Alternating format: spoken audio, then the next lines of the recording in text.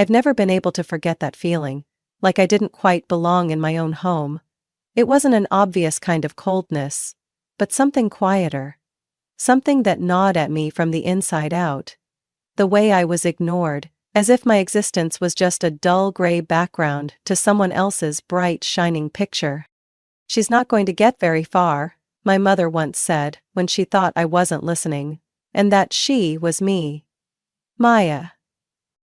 My sister, the one around whom our entire household seemed to revolve, was named Lauren. Only 2 years older than me, but I always felt like I was growing up under her endlessly long shadow. A shadow that could talk, smile charmingly, and make people believe it was the only thing worth looking up to. We lived in the suburbs of Oregon, in an old 2-story house my parents always proudly called our home. My dad owned a small auto repair shop in town, while my mom stayed at home and occasionally took sewing orders. Life wasn't lavish, but it wasn't exactly lacking either. At least not for Lauren. She had all the latest things. Real Converse sneakers. A brand new iPhone every time Apple released one. And me? I got her hand-me-downs, or things slightly broken, like a phone with a long crack across the screen that was still usable. I didn't envy material things. Or at least, I thought I didn't. But what hurt more was the difference in how my parents treated us. Every time Lauren got a good grade, we had a little celebration. Dad would bring home pizza and Mom would bake an apple pie. I once got an A on my history presentation, and all I received was a curt remark from Mom. "Keep it up, just don't let your grade slip." I did well in school, not outstanding but always hardworking. I joined the school eco club, even organized a book drive for the local library. But to my parents, none of that seemed worth mentioning when Lauren was captain of the cheer team, had won a partial scholarship to a summer dance camp, and was the pride of the whole family. When relatives came over, Mom would go on and on about Lauren's achievements. Meanwhile, I'd sit in the kitchen peeling fruit, listening as my name was forgotten, like I'd never even existed in this so-called perfect family picture. I still remember it clearly. Once, I was selected to participate in a statewide writing competition. Only 5 students from our school were chosen. I was so excited to bring home the notice, hoping for praise. But just as I started to speak, Mom cut me off. "Lauren has a performance coming up at the art center. Are you going?" I got this letter. "Later, okay? I'm busy sewing your sister's dress." The letter sat on the table, weighed down by a grocery ad, and somehow ended up in the trash. I don't even know when. My dad was different. He didn't say much, but when he spoke about me, there was always a note of disappointment in his voice. "Maya, you need to be more realistic. Not everyone's got that standout quality like Lauren. You should learn a trade, something stable. I can teach you how to fix cars. No need to chase dreams." I'd heard words like that so often, they stopped hurting. They just made me tired. I was never encouraged to dream big. While Lauren was sent to expensive summer camps, I was told to learn to be independent. That the world out there wasn't kind to people who weren't exceptional. Every time I brought up my dream of going to college, my mom would shake her head. "You should consider something practical, like hairdressing or being a nail tech. It's more realistic and doesn't cost much." I used to believe them. I believed I wasn't good enough, that being forgotten was somehow my fault. But the scariest part was when you start telling yourself, maybe they're right. It wasn't until much later that I realized. It wasn't that I was ordinary. They just never wanted to see me clearly. I still remember the day Lauren got her college acceptance letter like it was yesterday. The moment she tore open that envelope and shouted, "I got into UCLA!" The entire house exploded with joy. Mom hugged her, eyes brimming with tears. Dad was speechless, just clapped her on the back and said a sentence I'll never forget. "We've been preparing for this day for a long time." That night, they threw a party in the backyard. Relatives, neighbors, friends, everyone was invited. There was a 3-tiered cake, string lights glowing along the fence, and even a live country band. Dad hired a photographer to capture the turning point in Lauren's life. I stood off to the side, holding a warm can of soda, watching my sister shine in a brand new cobalt blue dress. Mom's favorite color. She's going to change the future of this family, Mom said to Aunt Ruth as they watched Lauren laugh with her friends. We've been saving since the day she was born. I was 17 then, a senior in high school. I had applied to a few community colleges and even one state university out of state. I wasn't aiming high, I just wanted a chance. One time to be supported, to be believed in. I waited until one evening when Dad was watching the news, and Mom was folding laundry, my heart pounding like it would burst. I held out the acceptance letter from Arizona State University. Not a prestigious school, but one that had the business program I wanted to pursue. Mom, Dad, I just got my acceptance letter, I began, holding out the paper. I really want to go. I just need help covering the first semester. After that, I'll get a job to pay the rest. Mom didn't look at the paper, she just glanced at me over the stack of folded t-shirts. Maya, be realistic, college isn't for everyone. But, I got in. It's not even a good school. Besides, do you really think you're cut out for it? She folded a shirt sharply like she was packing her irritation into every crease. I turned to Dad, still holding on to hope. I could take out a student loan, I'll pay back every cent, I promise, I'll work, I'll save. Whatever it takes. Dad didn't take his eyes off the screen, he just said, flatly, my parents don't take out loans. That's a principle. Our family has never borrowed from anyone, and we're not starting because of you. I was speechless. But you've been saving for Lauren for over 10 years. She has a clear goal, she has achievements, she deserves it, my mother said, her voice sharp as a knife. What about me? Don't I deserve it? You should think about a stable job. Your father still needs help at the shop. The pay isn't bad. And there's no debt involved. Everyone needs an honest job, Maya. I felt like I was falling into a black hole. No rope, no one reaching out. I left the living room, legs heavy, still clutching the now crumpled acceptance letter. The bedroom door closed behind me, like a gate, locking away the last bit of hope I ever had. That night, I didn't sleep. I sat at my desk, staring out the dark window, thinking about all the years I had tried. The late-night studying, the extracurriculars I joined, the encouragement from teachers.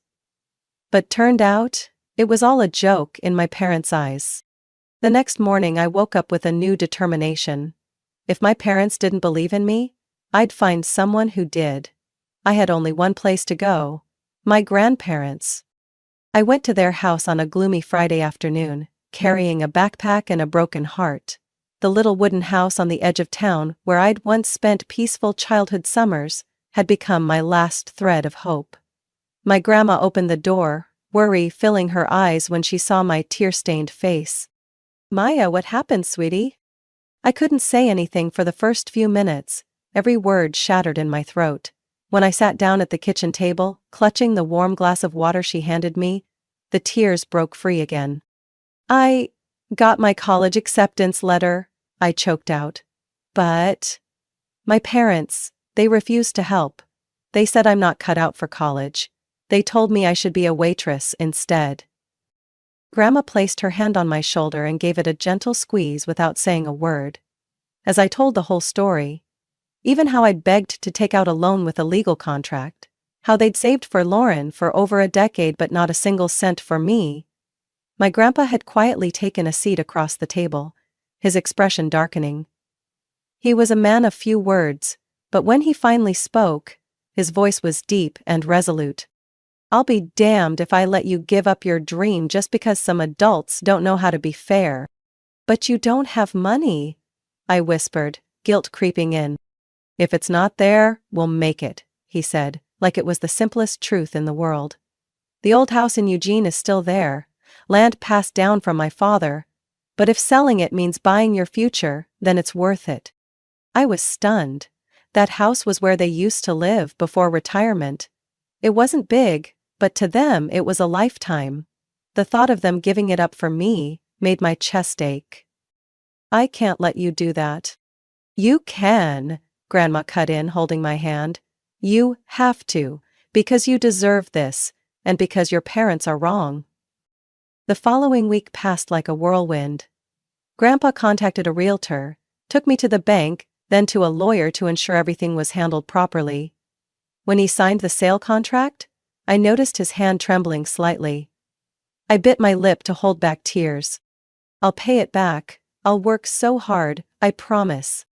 "You don't owe us a thing," he smiled. "But if one day you succeed, just remember this place will always be home." I enrolled in a public university in Denver, majoring in investment management. I chose the farthest place possible so I wouldn't have to see my family during the holidays. From the day I got on that bus and left town, I never called my parents, and no one called me. Lauren didn't text. Mom didn't ask. Dad, the one who used to teach me how to fix my bike, was just a faded shadow in my memory. College was a long stretch of freedom and loneliness. I worked part-time at the library, then later at a cafe near the dorms. Every dollar I earned, I saved, not to send home, but to prove I could live without them. I studied day and night. I volunteered for every project, every workshop. I knew I didn't have the luxury of making mistakes. Whenever I felt exhausted, I looked at the old photo of me with Grandma and Grandpa in front of the house in Eugene. The house that had become my tuition. 4 years flew by. I graduated with honors, standing on the stage to receive my diploma, with no one from my family in the audience. Only a call from Grandma that morning, saying, "Today, you made us prouder than anyone ever has."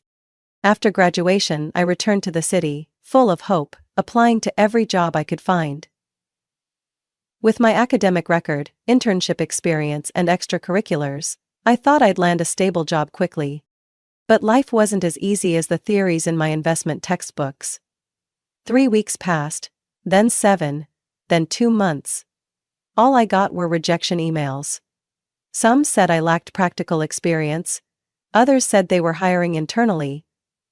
One day I had 3 interviews back to back, and came home so exhausted I collapsed on the floor, still clutching my resume. I started to worry.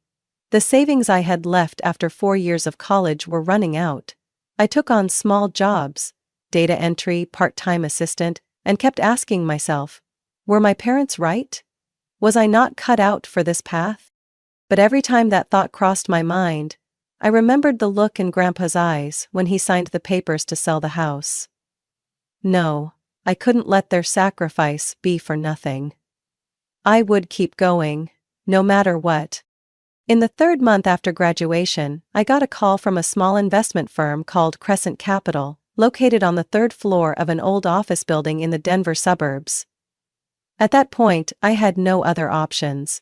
My savings were nearly gone, bills were piling up, and I felt abandoned by the very industry I'd once believed would change my life. The interview lasted just 15 minutes. The HR manager, a balding man named Rob, glanced through my resume and said, "We need someone to do market analysis. Starting pay is $2,500 a month pre-tax. No quarterly bonuses, no raises in the first 6 months. Do you accept?"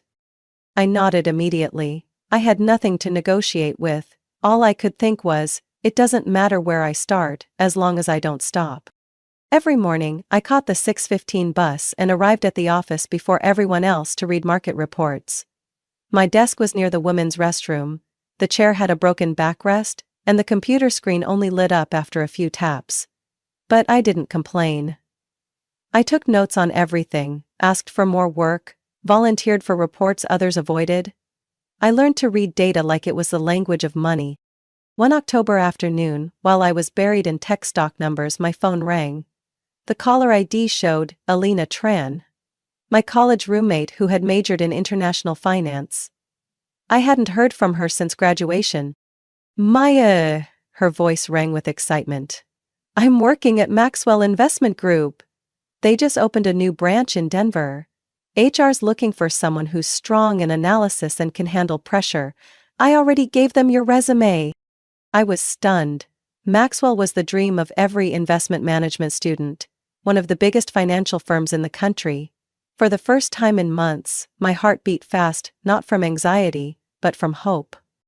A week later, I stood in front of Maxwell's temporary office downtown floors, so polished you could see a reflection, employees dressed like they'd just stepped out of Forbes magazine. The interview lasted over 2 hours, with 3 consecutive rounds. They asked everything, from macro investment strategies to how I'd respond if I lost a client $10 million. I answered each question, pulling from everything I had learned at Crescent. A week later, I got the acceptance email, with the contract attached. Starting salary $7,800 per month. Plus quarterly bonuses, full benefits, and international training opportunities. I read that email over and over, tears falling before I even realized. I submitted my resignation at Crescent. No one tried to stop me, no one said goodbye. But I wasn't bitter. That was just the starting line. At Maxwell, I became a machine that never stopped. While others clocked out at 5 p.m., I stayed until 9, diving into analysis, proposing strategies, learning new investment algorithms. My first assignment was managing a portfolio for a mid-size healthcare company. 3 months later, I helped them achieve a 32% growth, far exceeding initial expectations. My name started coming up in senior strategy meetings. "How did you do it?" the department head Mr. Hansen asked during my performance review. "I don't allow myself to fail," I answered without hesitation. My first quarterly bonus was $28,000, a number that once felt like a far-off dream. I moved out of my cramped suburban apartment and bought a high-rise condo in Skyline Ridge, with a balcony facing the Rocky Mountains and polished walnut floors. A few months later, I put a down payment on my dream car, a sleek black BMW X5, and drove it straight to my grandparents' house. When Grandpa stepped into the yard, his eyes flicked from the car to me, lips moving but no words coming out. "I want you to keep the car, it's a gift," I said, placing the keys in his hand. "I wouldn't be here today without you both." Grandma hugged me so tight I could barely breathe. And Grandpa, usually so reserved, couldn't hide the tears shimmering in his eyes. But I knew the journey wasn't over. This first taste of success was just the foundation. I hadn't forgotten the looks that dismissed me, the words that broke me from within. And I hadn't forgiven. I was sitting in my office, in a high-packed black leather chair, golden afternoon light casting long shadows across my desk, when the phone rang. The caller ID read, "Lauren." I stared at the blinking name for a long moment, 1,000 questions running through my mind.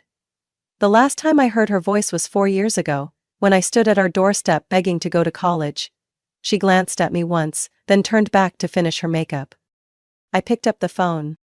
"Maya, oh my God, your voice sounds so different. I didn't think you still used this number." Lauren's voice was sweet like syrup, but to me, it smelled like expired perfume. "What do you want?" I cut her off, not in the mood for small talk. I just wanted to invite you to dinner this weekend. The whole family will be there. There's something important we need to discuss." I stayed silent for a few seconds. There was something in her tone that made me cautious, but then I nodded. Partly out of curiosity, partly because I wanted to look them in the eye, the people who once looked down on me. For the first time, from a position that was equal, if not higher. Saturday night, I arrived at Maple Grove Bistro, a fancy restaurant downtown. I wore a simple cream-colored fitted dress, light makeup, and the black heels I'd bought for myself after my first quarterly bonus. When I walked in, my mother's eyes scanned me like an X-ray, while my father just gave a small nod. Lauren, of course, looked like a movie star. She wore a wine-red dress, matching nail polish, and sat beside a man I'd never seen, the typical Wall Street lawyer type, with a tailored suit and an arrogant expression. "This is Brandon, your sister's fiancé," my mother said, like it was the most important news on earth. I nodded. Brandon didn't shake my hand, just gave a smug smile. Dinner went on with obvious pretension. They asked a few questions about my job, faked admiration when they heard Maxwell Investment Group, then quickly shifted to the real topic, the one they clearly cared about more. "We're planning the wedding for May," Mom began, smiling politely. "At Evergreen Country Club, you know the place, Maya." Very prestigious. We've agreed to split the cost with Brandon's family, Dad added, swirling his wine glass. The total cost is around $300,000. I nodded. Quietly cut a piece of salmon on my plate. I knew what was coming. The thing is, Mom glanced at me, her fingers gently tapping her wineglass.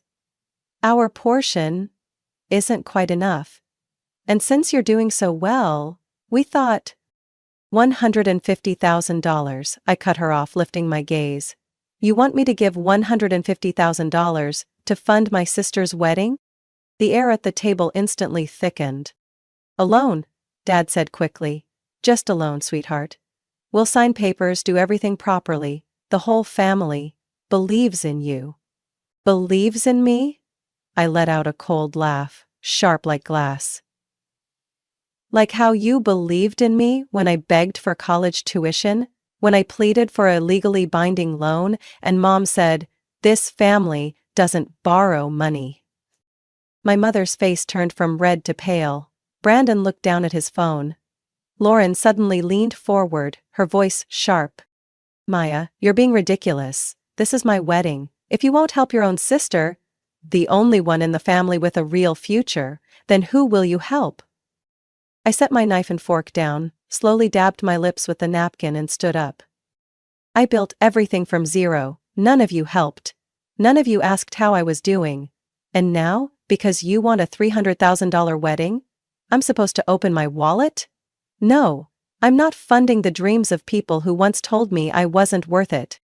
Maya, you'll never be like me, Lauren yelled as I walked away. I turned back, smiling, the restaurant lights catching in my eyes like steel. I don't need to be like you.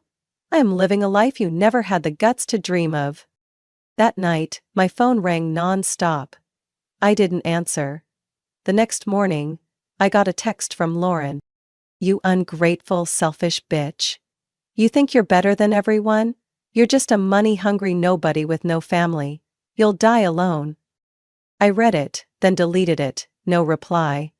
Because for the first time I realized my silence was worth more than any comeback. Less than 3 days after that awful dinner, Grandpa called me. His voice was rough with anger, but still sharp enough to avoid cursing. A rare thing when he was truly mad.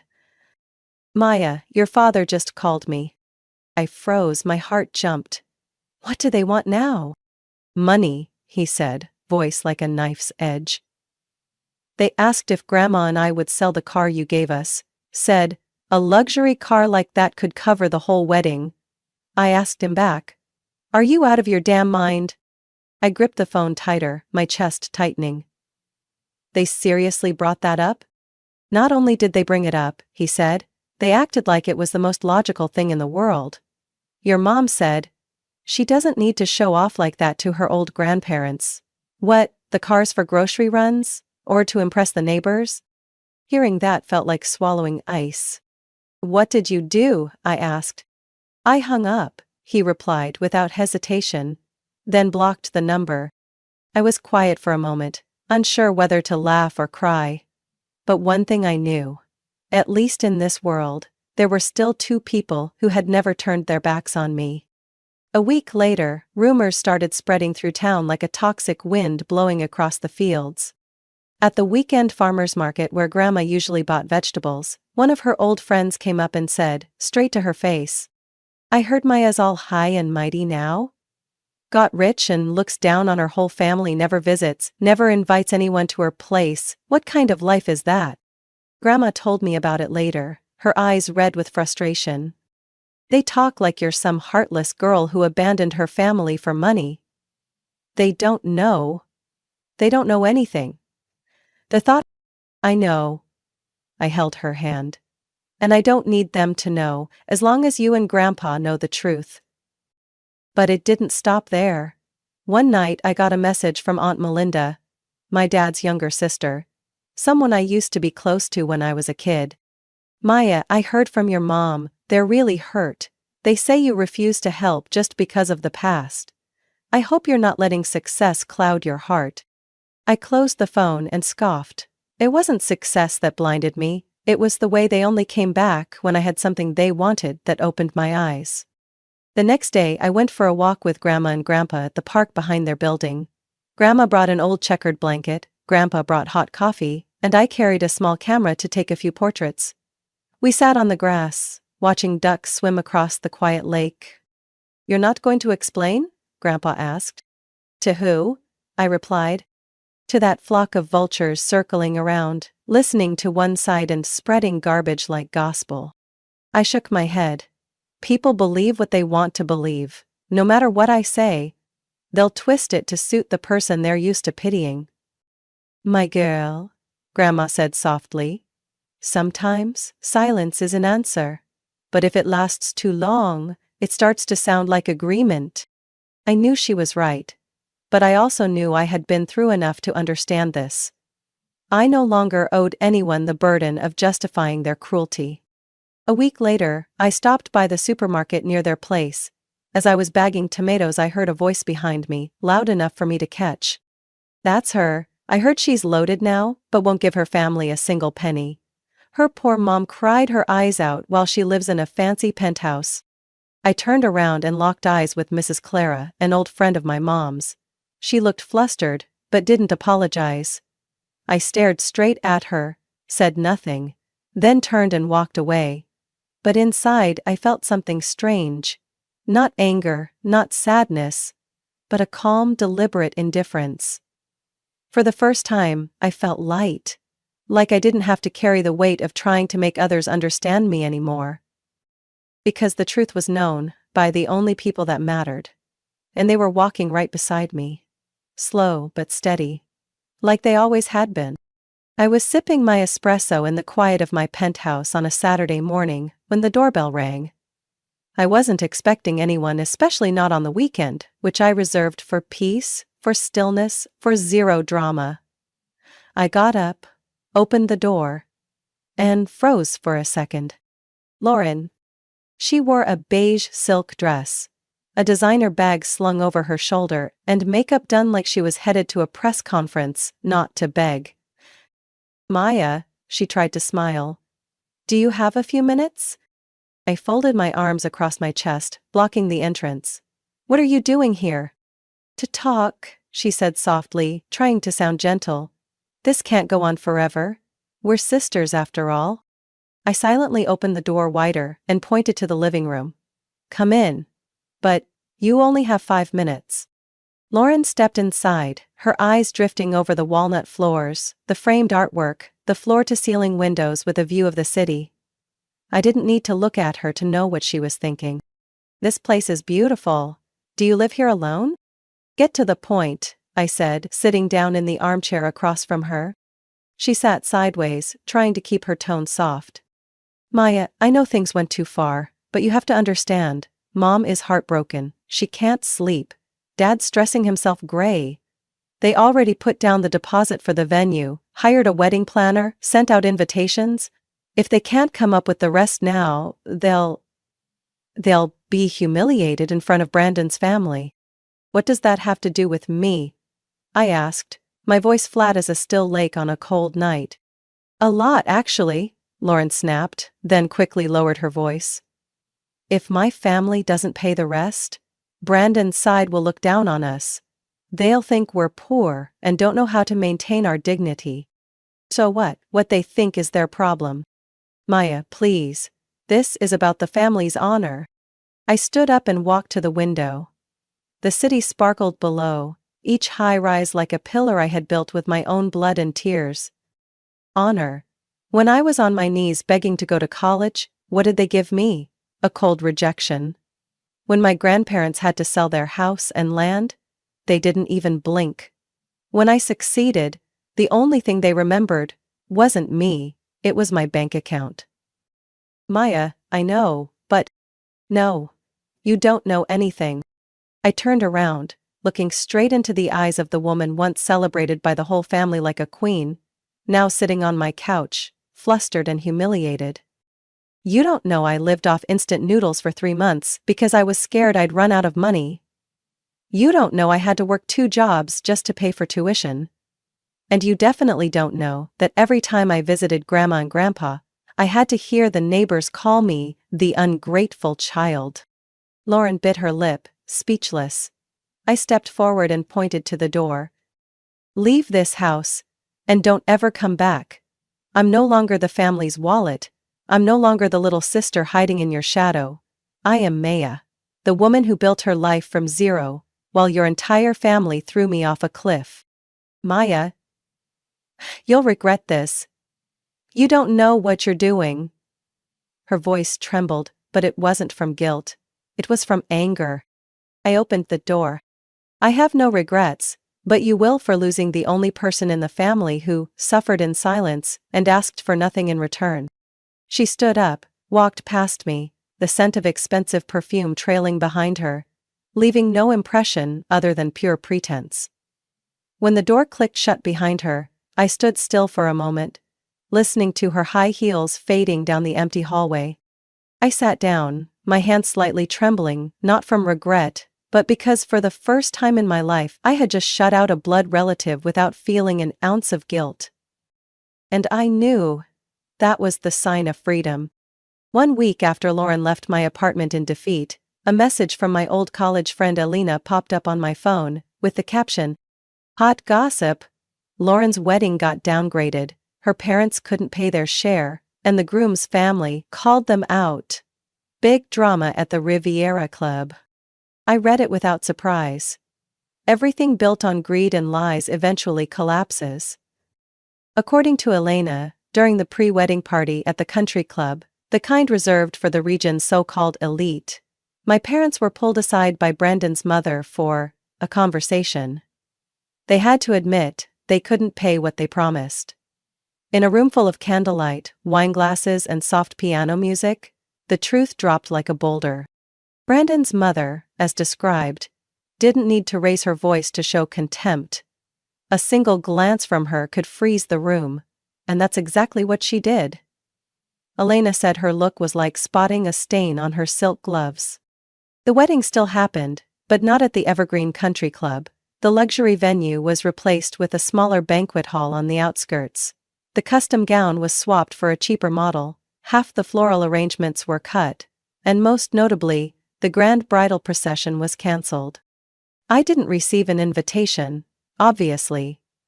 My grandparents did, though. A card that arrived late with no note, no phone call. We stared at it on the breakfast table, like it was a piece of misplaced paper. "Are we going?" I asked, voice soft as a breeze. Grandpa just sipped his coffee and shook his head. "You think that invitation shows any real intention?" Grandma gave a sad smile. "They sent it out of formality. But we don't live by formality." And so, on the day Lauren walked down the aisle in a discounted wedding dress with a forced smile, I spread a red and white checkered picnic blanket with Grandma and Grandpa on the lawn behind their house. Grandma made my favorite egg salad. Grandpa brought out a bottle of old wine from her 60th birthday. "To you," Grandpa said, raising his glass. "To what?" I laughed. "To the fact that you didn't become part of that fake family." We ate, laughed, shared stories from the past, while birds sang in the trees and sunlight spilled over the distant hills. No classical music, no glowing candles. Just genuine warmth. Something I'd never felt at any so-called family gathering before. That night I received a photo from a friend who worked for the event company. A side-angle shot of Lauren and Brandon posing with my parents. My mom's face was stiff, her smile like it had been glued on. My dad stood like a statue, hands limp at his sides, eyes avoiding the camera. The groom's family looked polite, but cold. Like actors in a play no one wanted to be in. I didn't laugh. I didn't feel smug. I just felt relieved. Like a painful chapter had truly come to an end. Since that day, I've had no further contact with them. My parents' numbers are blocked. Lauren never messaged again. I don't care what they say, what rumors they spread, or what stories they tell their relatives. Those who still believe them, I no longer need to keep. I kept working, I kept rising. The following month, I was promoted to lead strategic analyst at Maxwell. I moved to a new apartment in Highgate Hills, complete with a rooftop pool and 24/7 gym. Each morning I wake up to sunlight filtering through the curtains, brew coffee in my marble kitchen, and listen to whatever music I want. No more yelling, no more demands to be realistic. Each evening, I decide what to eat, what to read, what to do. No one schedules my life anymore. I, Maya, live a life I once thought only existed in dreams. A life that doesn't need anyone's approval. A life where I don't have to ask permission to be myself. And the most beautiful part of all, I no longer hurt when I think of my family. Because I built my own. From my grandparents' love, my own 2 hands, and the strength it took to say no at the right time. My story isn't just about a journey from darkness to light. It's proof that sometimes, family isn't where love lives. I learned to rise from being overlooked, to stop being the backup plan in my own home. My success didn't come from luck. It came from cutting off what was toxic. Now, I live the life I chose, unashamed, unbowed, and completely free. What do you think of Maya's decision? Was she too harsh, or was it the protection she needed? Share your thoughts below. And don't forget to follow the channel for more powerful true life stories about family and self-discovery.